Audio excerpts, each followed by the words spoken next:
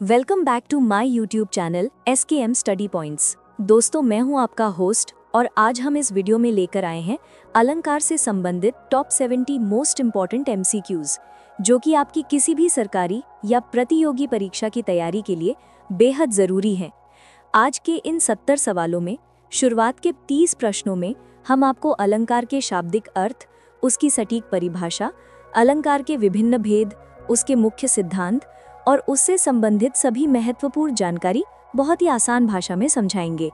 फिर अगले 40 प्रश्नों में हम कविता की पंक्तियों में अलंकार को पहचानने का अभ्यास करेंगे, जो कि प्रतियोगी परीक्षाओं का सबसे अहम हिस्सा होता है। तो आइए शुरू करते हैं। प्रश्न 1, अलंकार का शाब्दिक अर्थ क्या है? विकल्प हैं ए काव्य, बी आभूषण, सी रस, डी छंद। सही उत्तर है बी आभूषण।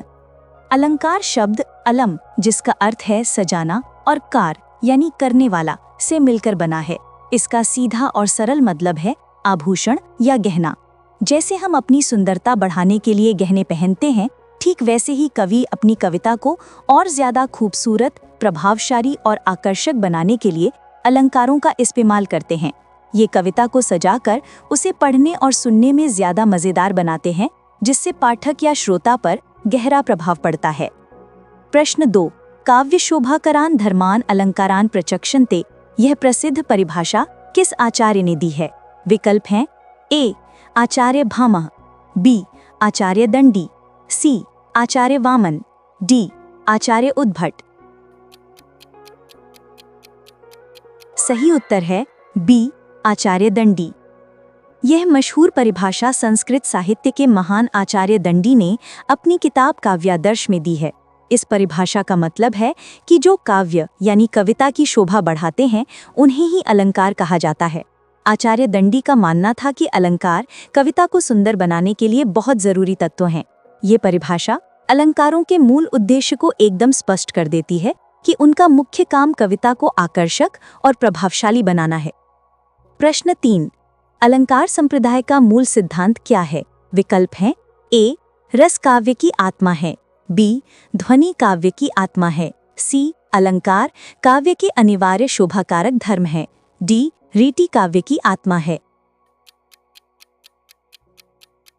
सही उत्तर है सी अलंकार काव्य की अनिवार्य शोभाकारक धर्म है। अलंकार संप्रदाय का सबसे मुख्य विचार ये है कि अलंकार कविता के लिए बहुत जरूरी होते हैं। ये वैसे ही हैं जैसे शरीर के लिए कपड़े या गहने। इस संप्रदाय के बड़े आचार्य जैसे भामह और दंडी यह मानते थे कि अलंकारों के बिना कविता अधूरी और कम सुंदर लगती है। वे काव्य की बाहरी सुंदरता और उसे सजाने पर सबसे ज्यादा जोर देते थे, क्योंकि उन्हें लगता था कि यही पाठक को सबसे पहले आकर्षित करती है। प्रश्न 4, काव्य शास्त्र में अलंकार के मुख्य रूप से कितने भेद माने जाते हैं? विकल्प हैं ए 2, बी 3, सी 4, डी 5। सही उत्तर है ए 2।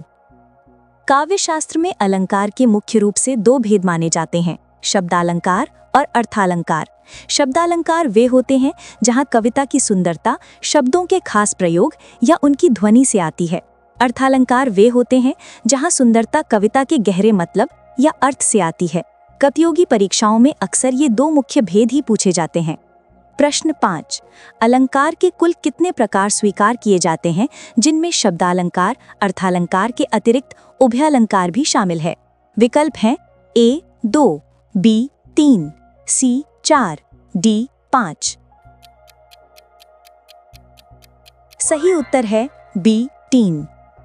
अगर हम सभी तरह के अलंकारों को शामिल करें तो उनके कुल 3 प्रकार होते हैं, शब्दालंकार, अर्थालंकार और उभयालंकार।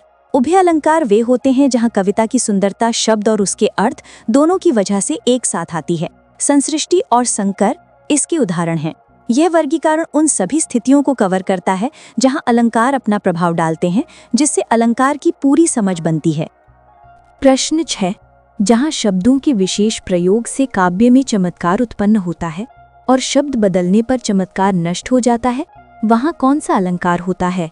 विकल्प है अ अर्थालंकार, ब शब्दालंकार, स उभयालंकार। द, इनमें से कोई नहीं। सही उत्तर है ब, शब्दालंकार। शब्दालंकार की ये सबसे आसान पहचान है कि इसमें कविता की सुंदरता किसी खास शब्द या उसकी ध्वनि पर निर्भर करती है।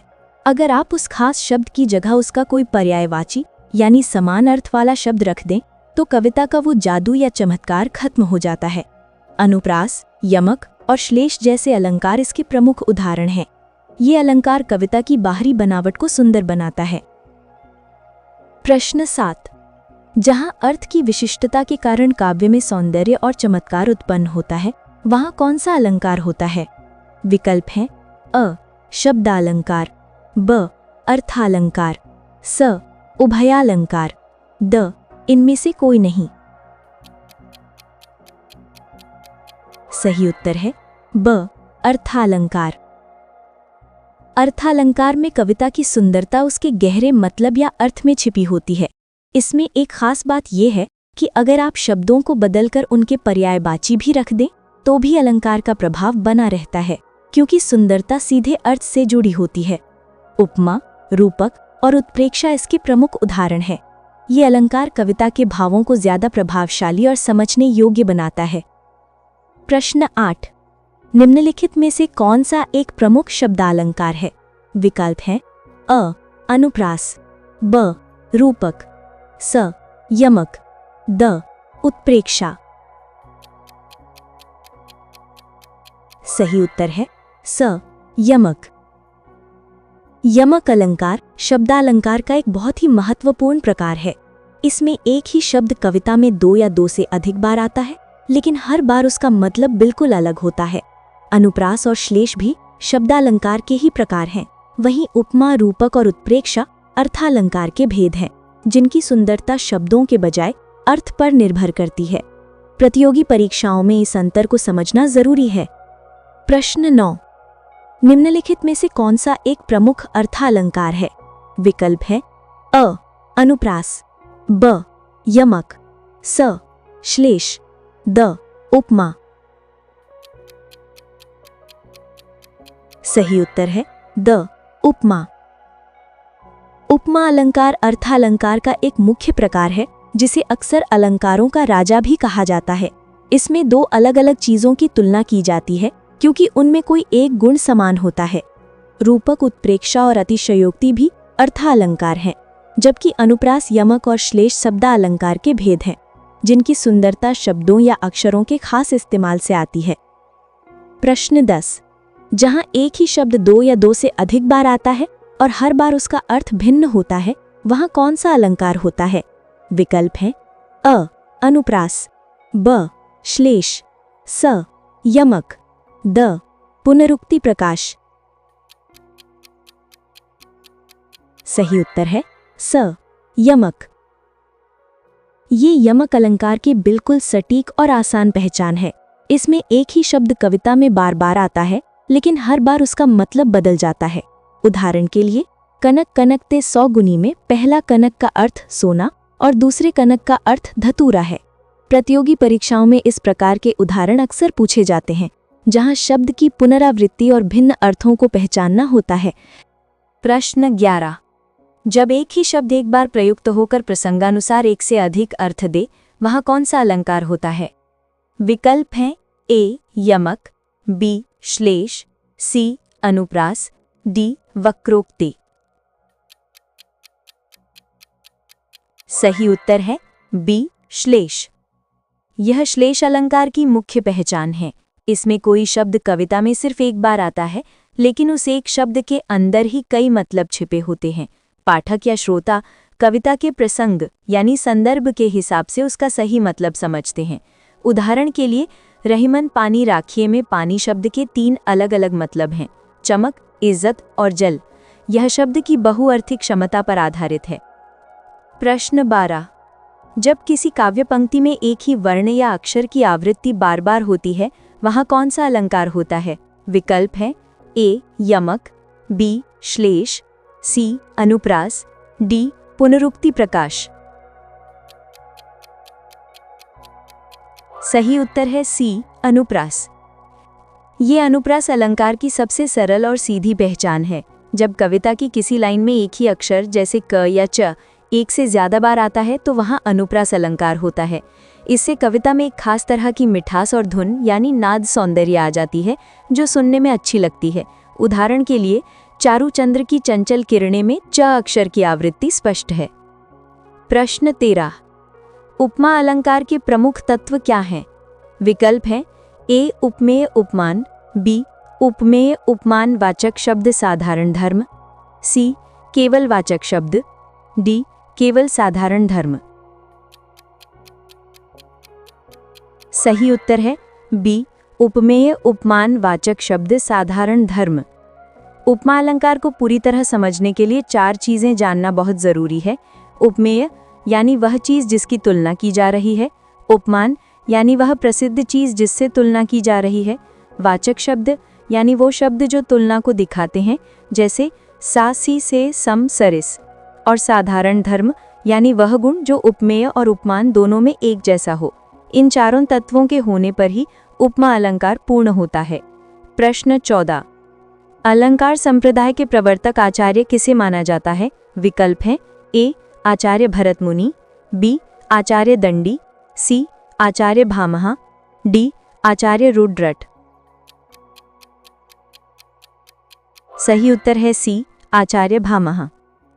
आचार्य भामह को अलंकार संप्रदाय का जनक या प्रवर्तक माना जाता है। उन्होंने ही सबसे पहले अलंकारों को सिर्फ नाटक का हिस्सा न मानकर कविता का एक बहुत जरूरी हिस्सा बताया। उनकी मशहूर किताब काव्यालंकार है। भामह का कहना था कि अलंकारों के बिना कविता वैसी ही है जैसे बिना गहनों की एक सुंदर स्त्री, यानी अधूरी और कम आकर्षक। प्रश्न 15। आचार्य केशवदास ने अलंकार के महत्व को दर्शाते हुए कौन सी पंक्ति कही है? विकल्प हैं ए न कांतम निर्भूषम विभाति वनिता मुखम, बी भूषण बिन न बिराजई कविता वनितामित, सी काव्य शोभा करान धर्मान अलंकारान प्रचक्षते, डी सौंदर्यम अलंकारः। सही उत्तर है बी भूषण बिन न बिराजई कविता वनितामित। यह मशहूर पंक्ति रीतिकाल के प्रसिद्ध कवि आचार्य केशवदास ने कही थी। इसका सीधा मतलब है कि जिस तरह आभूषणों के बिना स्त्री शोभा नहीं पाती, उसी तरह अलंकार के बिना कविता भी सुंदर नहीं लगती। ये बात बताती है कि केशवदास अलंकारों को कविता के लिए कितना आवश्यक मानते थे, क्योंकि वे कविता को और ज्यादा प्रभावशाली और आकर्षक बनाते हैं। प्रश्न 16। काव्यालंकार नामक ग्रंथ के रचयिता कौन है? विकल्प हैं ए आचार्य दंडी, बी आचार्य मम्मट, सी आचार्य भामह, डी आचार्य विश्वनाथ। सही उत्तर है सी आचार्य भामह। काव्यालंकार नामक ग्रंथ के रचयिता आचार्य भामह हैं। यह अलंकार शास्त्र की सबसे शुरुआती और आधारभूत किताबों में से एक है। इस ग्रंथ में भामह ने विस्तार से बताया है कि काव्य क्या है, अलंकारों का कविता में क्या महत्व है और उनके कितने प्रकार होते हैं। इस किताब ने अलंकार के अध्ययन के लिए एक मजबूत नींव रखी जो आगे के आचार्यों के लिए मार्गदर्शक बनी। प्रश्न 17। आचार्य दंडी का प्रसिद्ध ग्रंथ कौन सा है? विकल्प हैं ए काव्यालंकार, बी काव्यादर्श, सी नाट्यशास्त्र, डी ध्वनिलोका। सही उत्तर है बी काव्यादर्श। आचार्य दंडी का सबसे प्रसिद्ध ग्रंथ काव्यादर्श है। इस किताब में उन्होंने कविता के स्वरूप, उसकी खूबियों, गुणों और विशेष रूप से अलंकारों के बारे में विस्तार से समझाया है। दंडी अलंकार संप्रदाय के प्रमुख आचार्य थे और उन्होंने ही प्रसिद्ध परिभाषा काव्य शोभा करान धर्मान अलंकारान प्रचक्षते दी थी। काव्यालंकार भामह का ग्रंथ है, जबकि नाट्यशास्त्र भरत मुनि का है। प्रश्न 18। आचार्य वामन के अनुसार अलंकार का मूल आधार क्या है? विकल्प हैं ए रस, बी ध्वनि, सी रीति, डी सौंदर्य। सही उत्तर है डी सौंदर्य। आचार्य वामन भले ही रीति संप्रदाय के प्रवर्तक थे, लेकिन उन्होंने अलंकार की संदर्भ में एक बहुत महत्वपूर्ण बात कही थी, सौंदर्यम अलंकारः, जिसका मतलब है सुंदरता ही अलंकार है। उनके लिए कविता की आत्मा भले ही रीति यानी काव्य लिखने का तरीका हो, लेकिन वे मानते थे कि कविता में चमक, आकर्षण और प्रभाव लाने वाली मुख्य चीज सुंदरता ही है और यही सुंदरता अलंकार का आधार बनती है। प्रश्न 19। भरत मुनि ने अपने नाट्यशास्त्र में कितने अलंकारों का उल्लेख किया है? विकल्प हैं ए 2, बी 4, सी 6, डी 8। सही उत्तर है बी 4। भरत मुनि ने अपनी महान किताब नाट्यशास्त्र में यद्यपि रस को सबसे ज्यादा महत्व दिया था और उसे काव्य की आत्मा माना था, फिर भी उन्होंने 4 अलंकारों उपमा, रूपक, दीपक और यमक का जिक्र किया था। यह दिखाता है कि बहुत प्राचीन काल में भी लोग अलंकारों को जानते थे और कविता में उनका इस्तेमाल करते थे, भले ही उन्हें रस जितना केंद्रीय स्थान न दिया गया हो। प्रश्न 20, अलंकार सर्वस्व नामक ग्रंथ के रचयिता कौन हैं? विकल्प है ए आचार्य भामह, बी आचार्य दंडी, सी आचार्य रुय्यक, डी आचार्य उद्भट। सही उत्तर है सी आचार्य रुय्यक। अलंकार सर्वस्व नाम की यह महत्वपूर्ण किताब आचार्य रुय्यक ने लिखी थी। यह अलंकार शास्त्र का एक बहुत ही मानक और प्रामाणिक ग्रंथ है, जिसमें अलंकारों का विस्तार से वर्गीकरण किया गया है और उनके लक्षण और उदाहरण भी दिए गए हैं। आचार्य रुय्यक ने अलंकारों को कविता की आत्मा नहीं माना, बल्कि उन्हें कविता की शोभा बढ़ाने वाले तत्व के रूप में स्वीकार किया। यह ग्रंथ प्रतियोगी परीक्षाओं के लिए महत्वपूर्ण है। प्रश्न 21, निम्नलिखित में से कौन सा उभयालंकार का उदाहरण है? विकल्प हैं ए अनुप्रास, बी उपमा, सी संसृष्टि, डी यमक। सही उत्तर है सी संसृष्टि। उभयालंकार वह अलंकार होता है जहां कविता की सुंदरता शब्द और उसके अर्थ दोनों की वजह से एक साथ आती है। संसृष्टि अलंकार इसका सबसे अच्छा उदाहरण है। इसमें शब्दालंकार और अर्थालंकार दोनों स्वतंत्र रूप से एक दूसरे से बिना कोई संबंध दिखाए एक ही जगह पर मौजूद होते हैं और अपना अपना प्रभाव दिखाते हैं। अनुप्रास और यमक शब्दालंकार हैं, जबकि उपमा अर्थालंकार है। प्रश्न 22, अलंकार ध्वनि से भी अधिक महत्वपूर्ण है, यह किस संप्रदाय का मत था? विकल्प है ए रस संप्रदाय, बी रीति संप्रदाय, सी अलंकार संप्रदाय, डी वक्रोक्ति संप्रदाय। सही उत्तर है सी अलंकार संप्रदाय। अलंकार संप्रदाय के आचार्यों, खासकर आचार्य भामह और दंडी का ये मानना था कि कविता में अलंकारों का महत्व ध्वनि या रस से भी बढ़कर होता है। उनके लिए अलंकार ही कविता को असली सौंदर्य और प्रभाव प्रदान करते हैं। वे कविता की बाहरी चमक और सजावट पर सबसे ज्यादा जोर देते थे, क्योंकि उन्हें लगता था कि यही पाठक को सबसे पहले आकर्षित करती है। प्रश्न 23, वक्रोक्ति संप्रदाय के प्रवर्तक आचार्य कौन है? विकल्प हैं ए आचार्य भामा, बी आचार्य दंडी, सी आचार्य कुंतक, डी आचार्य वामन। सही उत्तर है सी आचार्य कुंतक। वक्रोक्ति संप्रदाय के जनक आचार्य कुंतक हैं। उन्होंने अपनी प्रसिद्ध किताब वक्रोक्ति जीवितम में वक्रोक्ति को कविता की आत्मा यानी काव्य की जीवित माना है। वक्रोक्ति का मतलब है बात को सीधे साधे ढंग से न कहकर थोड़ा घुमाकर या खास अंदाज में कहना, जिससे कविता में नयापन, चमत्कार और सुंदरता आती है। यह सामान्य कथन से हटकर एक विशेष कलात्मक तरीका है। प्रश्न 24, अलंकार को काव्य का बाह्य आवरण किसने माना है? विकल्प हैं ए रसवादी आचार्य, बी ध्वनिवादी आचार्य, सी अलंकारवादी आचार्य, डी ये सभी। सही उत्तर है ए रसवादी आचार्य। रसवादी आचार्य जो रस को कविता की आत्मा और प्राण मानते थे, जैसे भरत मुनि और अभिनव गुप्त, अलंकारों को कविता का बाहरी पहनावा या आवरण मानते थे। उनके लिए अलंकार कविता को सुंदर तो बनाते थे, लेकिन वे कविता का मुख्य या सबसे जरूरी हिस्सा नहीं थे। वे मानते थे कि बिना अलंकारों के भी रसपूर्ण कविता उतनी ही अच्छी या उससे भी ज्यादा श्रेष्ठ हो सकती है। प्रश्न 25, न कांतम अपि निर्भूषम विभाति वनिता मुखम, यह उक्ति किस आचार्य की है? विकल्प हैं ए आचार्य भामह, बी आचार्य दंडी, सी आचार्य कुंतक, डी आचार्य अभिनव गुप्त। सही उत्तर है ए आचार्य भामह।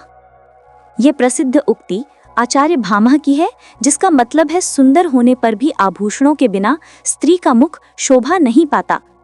इस बात के जरिए भामह ने यह समझाया था कि कविता में अलंकारों का होना कितना जरूरी है। उनके लिए अलंकार के बिना कविता अधूरी और बेजान थी, क्योंकि वे ही कविता को सुंदरता और आकर्षण प्रदान करते हैं। प्रश्न 26। उपमा, रूपक और उत्प्रेक्षा किस प्रकार के अलंकार हैं? विकल्प हैं ए. शब्दालंकार, बी. अर्थालंकार, सी. उभयालंकार, डी. आधुनिक अलंकार। सही उत्तर है बी. अर्थालंकार। उपमा, रूपक और उत्प्रेक्षा तीनों ही अर्थालंकार के सबसे प्रमुख प्रकार हैं। इन अलंकारों में कविता की सुंदरता और चमत्कार उसके गहरे मतलब या अर्थ की वजह से आता है। इन अलंकारों में अगर आप शब्दों को बदलकर उनके पर्यायवाची भी रख दें तो भी अलंकार का जादू बना रहता है, क्योंकि सुंदरता सीधे अर्थ से जुड़ी होती है, शब्दों की बनावट से नहीं। प्रश्न 27। अलंकारों का राजा किस अलंकार को कहा जाता है? विकल्प हैं ए. रूपक, बी. उत्प्रेक्षा, सी. उपमा, डी. अतिशयोक्ति। सही उत्तर है सी. उपमा। उपमा अलंकार को अलंकारों का राजा या अलंकार शिरोमणि कहा जाता है।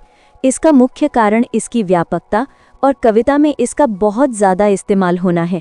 कई दूसरे अर्थालंकारों का आधार भी उपमा ही है। इसमें दो अलग अलग चीज़ों की तुलना करके कविता को सुंदर और समझने में आसान बनाया जाता है, जिससे पाठक को आसानी से समानता समझ आ जाती है। प्रश्न 28। दीपक अलंकार का सर्वप्रथम उल्लेख किस आचार्य ने किया था? विकल्प हैं ए. आचार्य भामा, बी. आचार्य दंडी, सी. भरत मुनि, डी. आचार्य उद्भट। सही उत्तर है सी. भरत मुनि। भरत मुनि ने अपनी प्रसिद्ध किताब नाट्यशास्त्र में जिन 4 अलंकारों का सबसे पहले जिक्र किया था, उनमें दीपक अलंकार भी शामिल था। दीपक अलंकार में एक ही बात या गुण को कई चीज़ों पर लागू किया जाता है, जैसे एक ही दीपक कई घरों में रोशनी फैलाता है। ये अलंकार के शुरुआती विचारों में से एक था और प्राचीन काव्य में इसका प्रयोग मिलता है। प्रश्न 29। अलंकारों को काव्य का अतिरिक्त तत्व किसने माना है?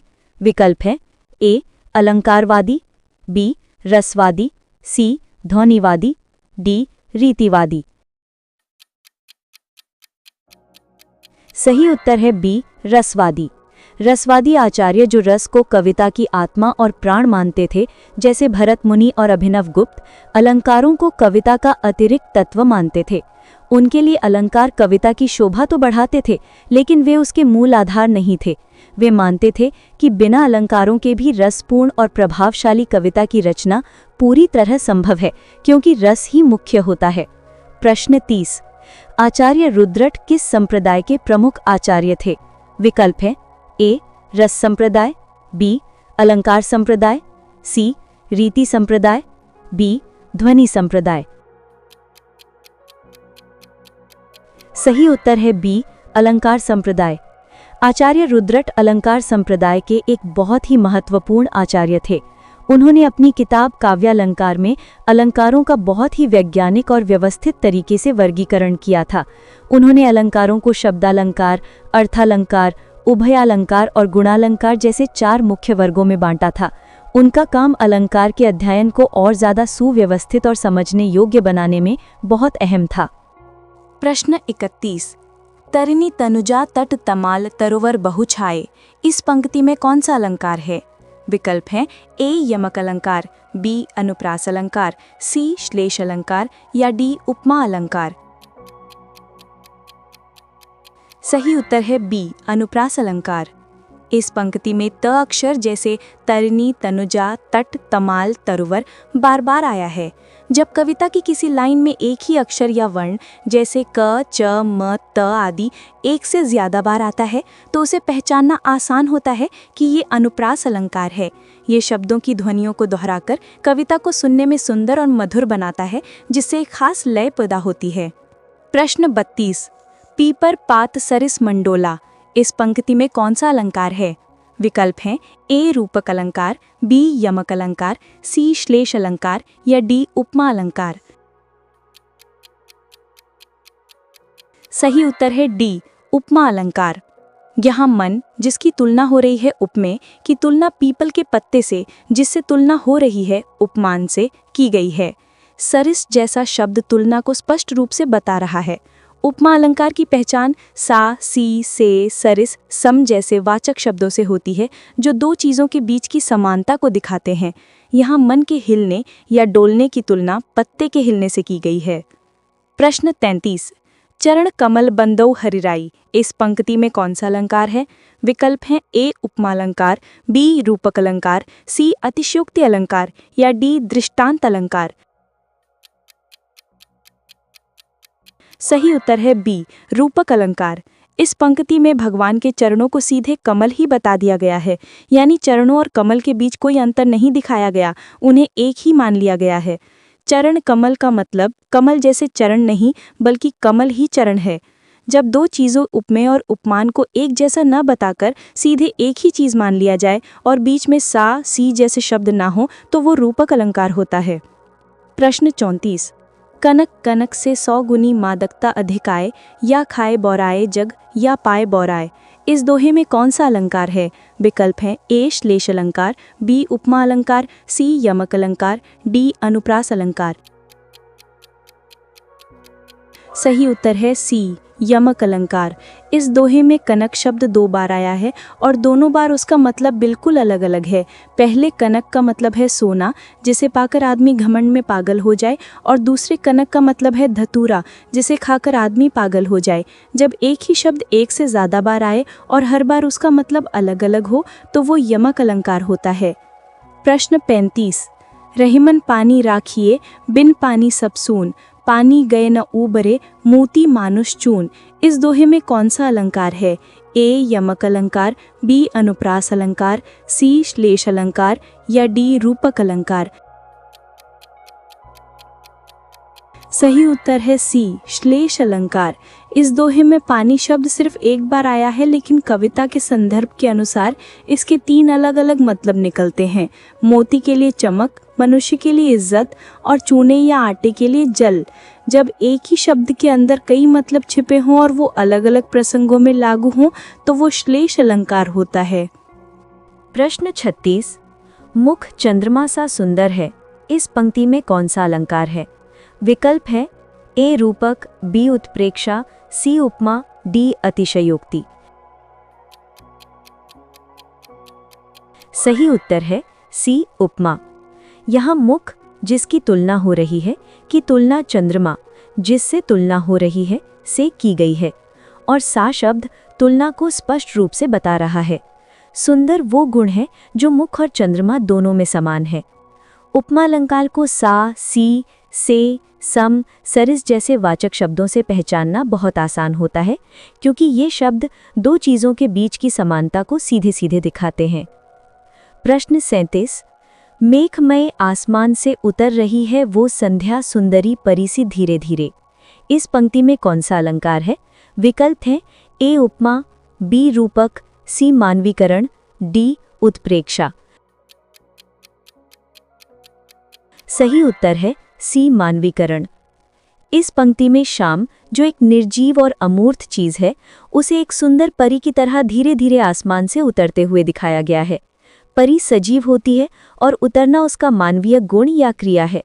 जब किसी बेजान चीज, प्रकृति या अमूर्त भाव को इंसान या किसी सजीव प्राणी की तरह काम करते, सोचते या महसूस करते हुए दिखाया जाए, तो वहाँ मानवीकरण अलंकार होता है। प्रश्न 38। लगी आग जल सूख गया जब नभ नदी में डार, इस पंक्ति में कौन सा अलंकार है? विकल्प है ए विभावना, बी विशेषोक्ति, सी अतिशयोक्ति, डी असंगति। सही उत्तर है सी अतिशयोक्ति। इस पंक्ति में कहा गया है कि आग लगने से आकाश गंगा यानी नभ नदी का सारा पानी सूख गया। ये बात इतनी ज्यादा बढ़ा चढ़ाकर कही है कि असल दुनिया में ऐसा कभी नहीं हो सकता। जब किसी बात का इतना अधिक बढ़ा चढ़ाकर वर्णन किया जाए कि वो दुनिया की हदों यानी लोक सीमा को पार कर जाए, तो उसे अतिशयोक्ति अलंकार कहते हैं। प्रश्न 39। जहाँ उपमेय में उपमान की संभावना की जाए, वहाँ कौन सा अलंकार होता है? विकल्प हैं ए उपमा, बी रूपक, सी उत्प्रेक्षा, डी संदेह। सही उत्तर है सी उत्प्रेक्षा।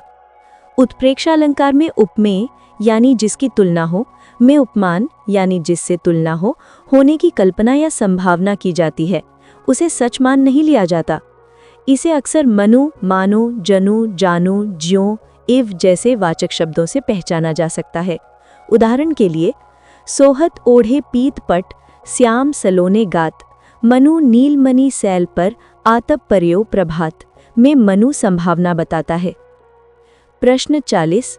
बिनु पग चले सुने बिनु काना, कर बिनु करम करे विधि नाना। इस पंक्ति में कौन सा अलंकार है? विकल्प है ए असंगति, बी विभावना, सी विशेषोक्ति, डी संदेह। सही उत्तर है बी विभावना। इस पंक्ति में कहा गया है कि बिना पैर के चला जा रहा है, बिना कान के सुना जा रहा है और बिना हाथ के कई तरह के काम हो रहे हैं। यहाँ कारण के ना होने पर भी कार्य का होना बताया गया है। जब कारण के बिना ही कार्य का होना वर्णित किया जाए तो वहाँ विभावना अलंकार होता है। ये एक विरोधाभासी स्थिति दिखाता है। प्रश्न 41। यह काया है या शेष उसी की छाया?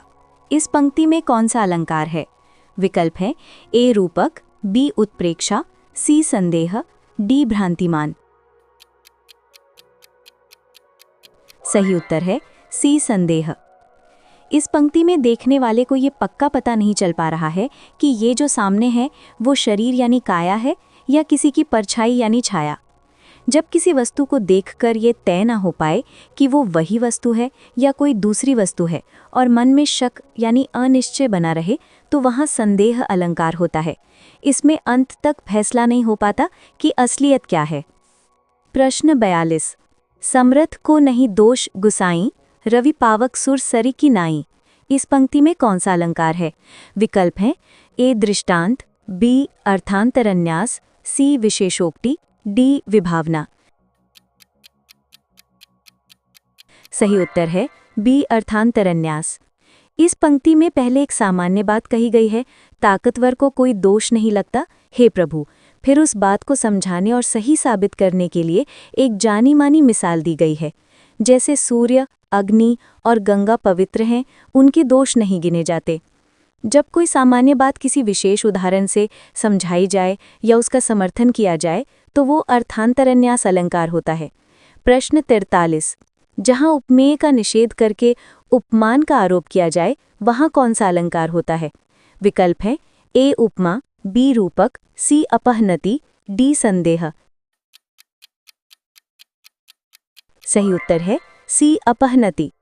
अपहनति अलंकार में पहली चीज को यानी उपमेय को साफ साफ नकार दिया जाता है और उसकी जगह दूसरी चीज को यानी उपमान को बताया जाता है।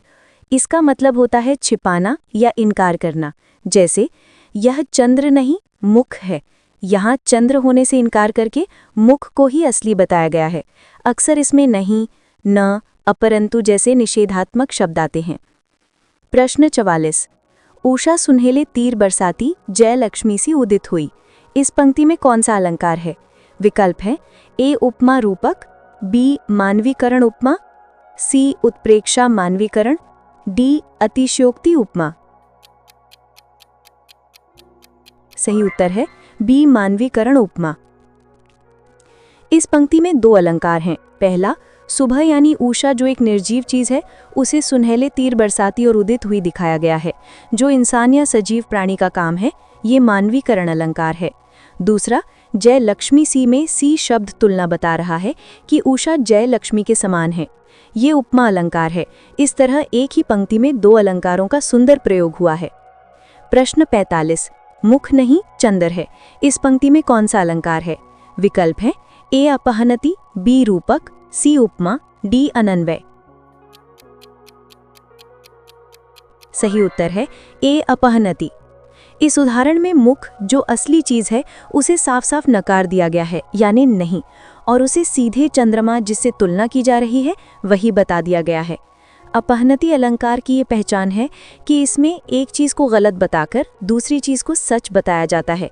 यहाँ नहीं शब्द से इनकार साफ दिख रहा है, जो इसकी पहचान का मुख्य संकेत है। प्रश्न 46। संदेह और भ्रांतिमान अलंकार में क्या मुख्य अंतर है? विकल्प है ए संदेह में निश्चय होता है, भ्रांतिमान में नहीं, बी संदेह में अनिश्चय होता है, भ्रांतिमान में निश्चय। सी, दोनों में कोई अंतर नहीं।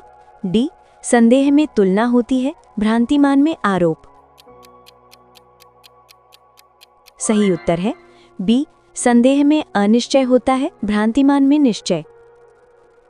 संदेह अलंकार में किसी चीज को देखकर मन में शक बना रहता है कि ये क्या है, और ये तय नहीं हो पाता, यानी अनिश्चय की स्थिति बनी रहती है। जबकि भ्रांतिमान अलंकार में देखने वाला भ्रम में पड़कर एक चीज को दूसरी चीज मान लेता है और उसी हिसाब से काम भी कर बैठता है, यानी यहाँ भ्रम के कारण एक गलत निश्चय हो जाता है, जैसे रस्सी को सांप समझकर भाग जाना। प्रश्न 47।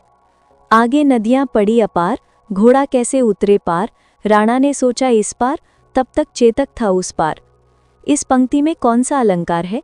विकल्प हैं उत्प्रेक्षा, बी अतिशयोक्ति, सी संदेह, डी भ्रांतिमान। सही उत्तर है बी अतिशयोक्ति। इस पंक्ति में बताया गया है कि महाराणा प्रताप के सोचने भर से उनके सोचने का कार्य पूरा भी नहीं हुआ था, उनका घोड़ा चेतक इतनी बड़ी नदी के उस पार पहुंच गया। ये बात इतनी ज्यादा बढ़ा चढ़ाकर कही गई है कि असलियत में ऐसा नहीं हो सकता। जब किसी बात का इतना अधिक बढ़ा चढ़ाकर वर्णन किया जाए कि वो सामान्य लोक सीमा को पार कर जाए तो उसे अतिशयोक्ति अलंकार कहते हैं। प्रश्न 48। जब एक ही शब्द एक बार प्रयुक्त होकर प्रसंगानुसार एक से अधिक अर्थ दे, वहां कौन सा अलंकार होता है? विकल्प हैं ए यमक, बी श्लेष, सी अनुप्रास, डी वक्रोक्ति। सही उत्तर है बी श्लेष। ये श्लेष अलंकार की मुख्य पहचान है। इसमें एक शब्द कविता में सिर्फ एक बार आता है, लेकिन उस एक शब्द के अंदर ही कई मतलब छिपे होते हैं जो कविता के अलग अलग संदर्भों में प्रकट होते हैं। यमक में शब्द बार बार आता है और हर बार अर्थ बदलता है, जबकि श्लेष में शब्द एक ही रहता है लेकिन उसके कई अर्थ चिपके होते हैं। प्रश्न 49। माला फेरत जुग भया, फेरा न मन का फेर, कर का मन का डारे दे, मन का फेर। इस दोहे में कौन सा अलंकार है? विकल्प हैं ए श्लेष, बी यमक, सी अनुप्रास, डी उपमा। सही उत्तर है बी यमक। इस दोहे में मन का शब्द कई बार आया है और हर बार इसका मतलब अलग है। पहले मनका का मतलब है माला का दाना और दूसरे मनका का मतलब है मन की सोच या हृदय। जब एक ही शब्द अलग अलग मतलबों में बार बार आए तो वो यमक अलंकार होता है। ये शब्दों की पुनरावृत्ति और अर्थ परिवर्तन के कारण चमत्कार पैदा करता है। प्रश्न 50। मेखलाकार पर्वत अपार, अपने सहस्त्र दृग सुमन फाड़। इस पंक्ति में कौन सा अलंकार है? विकल्प है मानवीकरण, बी उत्प्रेक्षा, सी रूपक, डी उपमा। सही उत्तर है ए मानवीकरण। इस पंक्ति में पर्वत, जो एक निर्जीव चीज है, को अपने सहस्त्र दीर्घ सुमन फाड़ यानी हजारों आंखें रूपी फूल खोलकर देखते हुए दिखाया गया है। देखना इंसान का काम है। जब किसी बेजान चीज जैसे पर्वत या प्रकृति की किसी वस्तु को इंसान की तरह काम करते, सोचते या महसूस करते दिखाया जाए तो वहां मानवीकरण अलंकार होता है, जो कल्पना को जीवंत बनाता है। प्रश्न 51। वह टूक कलेजे के करता, पछताता पथ पर आता। इस पंक्ति में कौन सा अलंकार है? विकल्प हैं ए उपमा, बी रूपक, सी अतिशयोक्ति, डी पुनरुक्ति प्रकाश। सही उत्तर है सी अतिशयोक्ति। यहाँ टूक कलेजे के कर्ता का मतलब ये नहीं कि सचमुच में कलेजे के टुकड़े कर दिए गए, बल्कि यह अत्यधिक दुख और पछतावे को बहुत ज्यादा बढ़ा चढ़ाकर बताया गया है। जब किसी भाव या बात को इतना ज्यादा बढ़ा चढ़ाकर कहा जाए कि वह सामान्य से बहुत दूर या अस्वाभाविक लगे, तो वह अतिशयोक्ति अलंकार होता है, जो भावना की तीव्रता को दर्शाता है। प्रश्न 52। काव्य की शोभा बढ़ाने वाले धर्मों को अलंकार कहते हैं। यह कथन किस आचार्य से संबंधित है? विकल्प हैं ए भामह, बी दंडी, सी वामन, डी उद्भट। सही उत्तर है बी दंडी। यह कथन आचार्य दंडी की प्रसिद्ध संस्कृत परिभाषा काव्य शोभाकरान धर्मान अलंकारान प्रचक्षते का सरल हिंदी रूप है। दंडी ने अपनी किताब काव्यादर्श में यह परिभाषा दी है। ये अलंकारों का मूल उद्देश्य बताती है कि उनका काम कविता को सुंदर और आकर्षक बनाना है, ठीक वैसे ही जैसे गहने इंसान को सुंदर बनाते हैं। ये अलंकार की एक सार्वभौमिक परिभाषा है। प्रश्न 53। अंबर पनघट में डूबो रही, तारा घट उषा नागरी। इस पंक्ति में कौन सा अलंकार है? विकल्प हैं ए उपमा, बी उत्प्रेक्षा, सी रूपक, डी मानवीकरण। सही उत्तर है सी रूपक। इस पंक्ति में आकाश अंबर को पनघट, तारों को तारा, घड़े घट और सुबह उषा को चतुर स्त्री मान लिया गया है। उपमेय और उपमान के बीच कोई अंतर नहीं दिखाया गया, बल्कि उन्हें एक ही रूप दे दिया गया है। जब दो अलग अलग चीज़ों को सीधे एक ही मान लिया जाए और बीच में सा सी जैसे तुलनावाचक शब्द ना हो तो वह रूपक अलंकार होता है। प्रश्न 54। जेते तुम तारे तेते न नभ में न तारे हैं। इस पंक्ति में कौन सा अलंकार है? विकल्प हैं ए अनुप्रास, बी यमक, सी श्लेष, डी रूपक। सही उत्तर है बी यमक। इस पंक्ति में तारे शब्द 2 बार आया है और दोनों बार उसका मतलब अलग है। पहले तारे का मतलब है उद्धार किया, अर्थात ईश्वर ने जितने लोगों का उद्धार किया, और दूसरे तारे का मतलब है आकाश के तारे। उतने तारे तो आसमान में भी नहीं हैं। जब एक ही शब्द अलग अलग मतलबों में बार बार आए तो वह यमक अलंकार होता है, जो शब्द के खेल से चमत्कार पैदा करता है। प्रश्न 55। जब किसी बात को अप्रत्यक्ष रूप से या किसी अन्य के माध्यम से कहा जाए तो वह कौन सा अलंकार होता है? विकल्प हैं ए अपहिनिति, बी अन्योक्ति, सी विशेषोक्ति, डी विरोधाभास। सही उत्तर है बी अन्योक्ति।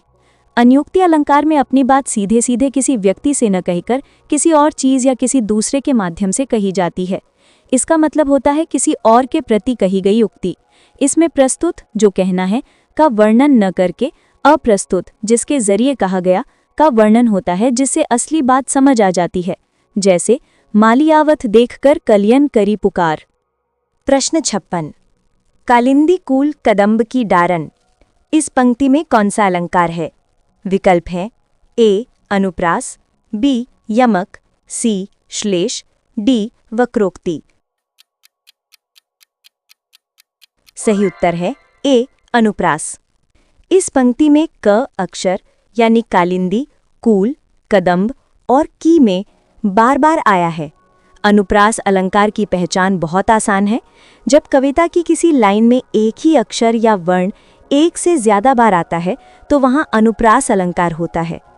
ये शब्दालंकार का एक प्रकार है जो शब्दों की ध्वनि को दोहराकर कविता को सुनने में सुंदर और मधुर बनाता है। प्रश्न 57।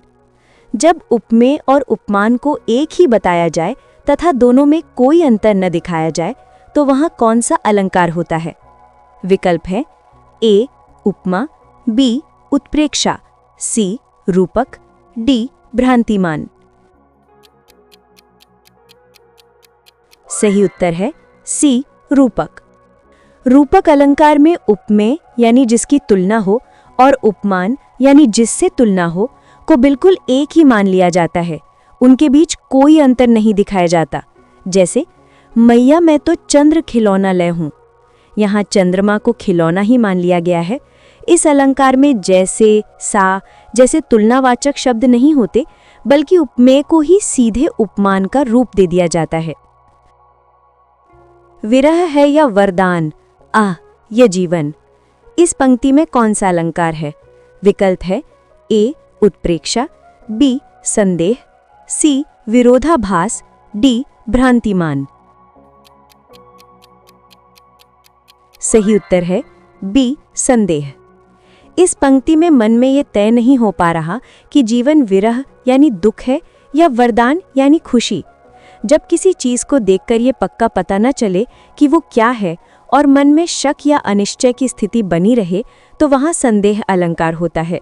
इसमें एक ही वस्तु के लिए कई उपमानों का शक बना रहता है और फैसला नहीं हो पाता।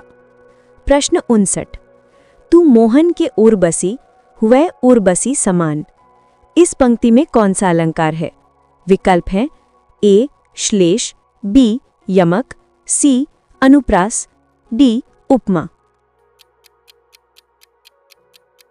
सही उत्तर है बी यमक। इस पंक्ति में उर्वशी शब्द 2 बार आया है और दोनों बार इसका मतलब अलग अलग है। पहले उर्वशी का मतलब है हृदय में बसना, यानी मोहन के दिल में बसी हुई, और दूसरे उर्वशी का मतलब है उर्वशी, यानी एक अप्सरा या गले का आभूषण। जब एक ही शब्द अलग अलग मतलबों में बार बार आए तो वो यमक अलंकार होता है। ये शब्दों के खेल से चमत्कार पैदा करता है। प्रश्न 60। अंधेरे नगरी चौपट राजा, ये किस प्रकार के शब्दालंकार का उदाहरण है? विकल्प हैं ए अनुप्रास, बी यमक, सी श्लेष, डी वक्रोक्ति। सही उत्तर है ए अनुप्रास। इस प्रसिद्ध लोकोक्ति में अंधेरे और चौपट जैसे शब्दों में अंग और च वर्णों की आवृत्ति हुई है। अनुप्रास अलंकार की पहचान बहुत आसान है। जब कविता में एक ही अक्षर या वर्ण जैसे क, ख, अंग आदि एक से ज्यादा बार आता है तो वहां अनुप्रास अलंकार होता है। ये शब्दालंकार का एक प्रकार है जो शब्दों की ध्वनि को दोहराकर एक खास तरह का सौंदर्य और लय पैदा करता है। प्रश्न 61। चारू चंद्र की चंचल किरणें खेल रही हैं जल थल में। इस पंक्ति में अनुप्रास अलंकार का कौन सा उपभेद है? विकल्प हैं ए छेकानुप्रास, बी वृत्यानुप्रास, सी श्रुत्यानुप्रास, डी लाटानुप्रास। सही उत्तर है बी वृत्यानुप्रास। इस पंक्ति में च वर्ण की आवृत्ति एक से ज्यादा बार हुई है, जैसे चारु, चंद्र और चंचल। जब एक ही वर्ण या अक्षर की आवृत्ति अनेक बार होती है तो वहां वृत्यानुप्रास अलंकार होता है। यह अनुप्रास अलंकार का एक उपभेद है जो कविता में खास तरह की मिठास और संगीतात्मकता लाता है। वृत्यानुप्रास में वर्णों की आवृत्ति बार बार एक ही तरीके से होती है। प्रश्न 62। तुम ही अन्नदाता तुम ही प्राणदाता। इस पंक्ति में अनुप्रास अलंकार का कौन सा उपभेद है? विकल्प है ए छेकानुप्रास, बी लाटानुप्रास, सी वृत्यानुप्रास, डी श्रुत्यानुप्रास। सही उत्तर है बी लाटानुप्रास।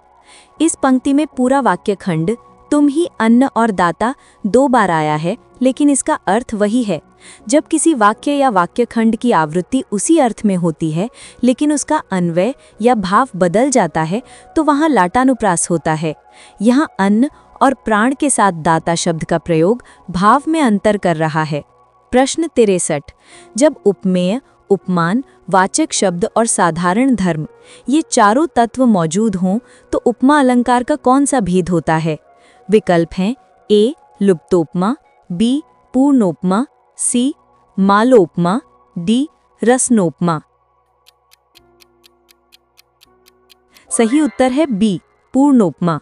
पूर्णोपमा उपमा अलंकार का वह भेद है जहां उपमा के चारों जरूरी तत्व उपमेय यानी जिसकी तुलना, उपमान जिससे तुलना, वाचक शब्द तुलना बताने वाला सा, सी आदि और साधारण धर्म समान गुण साफ साफ मौजूद होते हैं, जैसे मुख चंद्रमा सा सुंदर है में ये चारों तत्व मौजूद हैं। ये उपमा का सबसे स्पष्ट रूप है। प्रश्न 65। उतरी नहाए जमुन जल जो शरीर सम श्याम। इस पंक्ति में कौन सा अलंकार है? विकल्प हैं ए उपमा, बी रूपक, सी प्रतीप, डी अनन्वय। सही उत्तर है सी प्रतीप। प्रतीप अलंकार में उपमा अलंकार का ठीक उल्टा होता है। इसमें उपमान को उपमेय से कम बताया जाता है या उपमान को ही उपमेय बना दिया जाता है। यहाँ यमुना के काले जल यानी उपमान को श्री कृष्ण के शरीर यानी उपमेय के समान बताया गया है, जो प्रसिद्ध उपमान यमुना जल की कालिमा को उपमेय के समान दिखाकर उसे नीचा दिखा रहा है। प्रश्न 65। भारत के सम भारत है। इस पंक्ति में कौन सा अलंकार है? विकल्प हैं ए उपमा, बी रूपक, सी अनन्वय, डी प्रतीप। सही उत्तर है सी अनन्वय। अनन्वय अलंकार वहां होता है जहां उपमेय की तुलना करने के लिए कोई दूसरा उपमान न मिले तो उपमेय की तुलना उपमेय से ही कर दी जाती है। यहाँ भारत यानी उपमेय की तुलना किसी और देश से न करके भारत से ही की गई है, क्योंकि भारत जैसा कोई और देश नहीं है। ये दिखाता है कि उपमेय अपने आप में बेजोड़ है। प्रश्न 66। या अनुरागी चित्त की गति समुझे नहीं कोय, ज्यों ज्यों बूढ़े श्याम रंग त्यों त्यों उज्जल होए। इस दोहे में कौन सा अलंकार है? विकल्प हैं ए असंगति, बी विरोधाभास, सी विभावना, डी विशेषोक्ति। सही उत्तर है बी विरोधाभास। इस दोहे में कहा गया है कि जैसे जैसे मन श्याम रंग यानी कृष्ण भक्ति या काले रंग में डूबता है, वैसे वैसे वह उज्ज्वल यानी साफ या गोरा होता जाता है। काला रंग साफ नहीं कर सकता बल्कि गहरा करता है।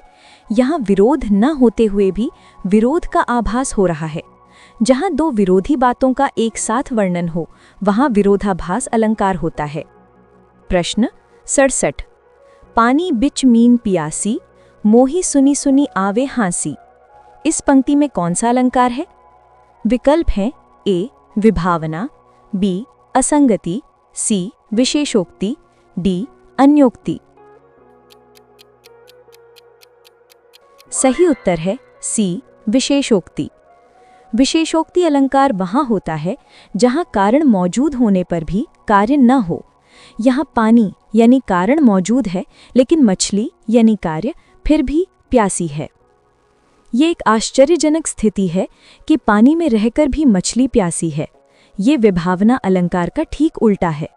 विभावना में कारण के बिना कार्य होता है।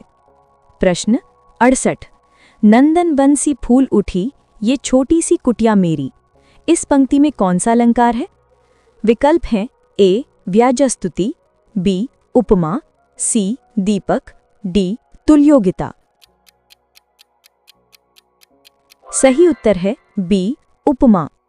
यहाँ कुटिया यानी उपमेय की तुलना नंदन वन यानी उपमान से की गई है और सी शब्द तुलना को स्पष्ट रूप से बता रहा है। फूल उठी साधारण धर्म है। ये एक साधारण और स्पष्ट उपमा अलंकार है जहाँ दो अलग अलग चीज़ों की समानता को वाचक शब्द के साथ दिखाया गया है। प्रश्न 69। देखन जोग भरत भूतल पर सकल धर्म धुरधारी। इस पंक्ति में कौन सा अलंकार है? विकल्प हैं ए व्याजस्तुति, बी व्याज निंदा, सी स्वभावोक्ति, डी अप्रस्तुत प्रशंसा। सही उत्तर है सी स्वभावोक्ति। स्वभावोक्ति अलंकार वहाँ होता है जहाँ किसी वस्तु, प्राणी या व्यक्ति के स्वाभाविक रूप, क्रिया या गुण का एकदम सीधा और स्वाभाविक वर्णन किया जाए। यहाँ भरत के गुणों का यानी सभी धर्मों को धारण करने वाले का वर्णन सीधे सीधे और बिना किसी बनावट के किया गया है, जो उनकी सहज स्वभाव को दर्शाता है। इसमें कोई बढ़ा चढ़ाकर बात नहीं कही जाती। प्रश्न 70। राजहंस तुम क्यों इस मानसरोवर को छोड़कर कहीं और नहीं जाते? इसका अर्थ है विद्वान व्यक्ति को अपनी श्रेष्ठ जगह छोड़कर तुच्छ स्थान पर नहीं जाना चाहिए। यहाँ कौन सा अलंकार है? विकल्प है ए अन्योक्ति, बी अप्रस्तुत प्रशंसा, सी व्याजस्तुति, डी दृष्टांत। सही उत्तर है बी अप्रस्तुत प्रशंसा। अप्रस्तुत प्रशंसा अलंकार वहाँ होता है जहाँ हम किसी अप्रत्यक्ष यानी सामने न दिखने वाली चीज़ की तारीफ के बहाने दरअसल प्रस्तुत यानी जिसकी बात करनी है कि निंदा या प्रशंसा करते हैं। यहाँ राजहंस यानी अप्रस्तुत के बहाने किसी महान व्यक्ति को अपनी गरिमा के अनुकूल जगह छोड़ने से रोका जा रहा है। अन्योक्ति में सीधे उपदेश होता है, यहाँ प्रशंसा के माध्यम से बात कही गई है। यदि ये वीडियो आपको अच्छा लगा हो तो वीडियो को लाइक करें, शेयर करें और हमारे चैनल को सब्सक्राइब करें, जिससे हम थोड़े से मोटिवेट रहें और आपके लिए इस तरह की वीडियो लाते रहें। धन्यवाद।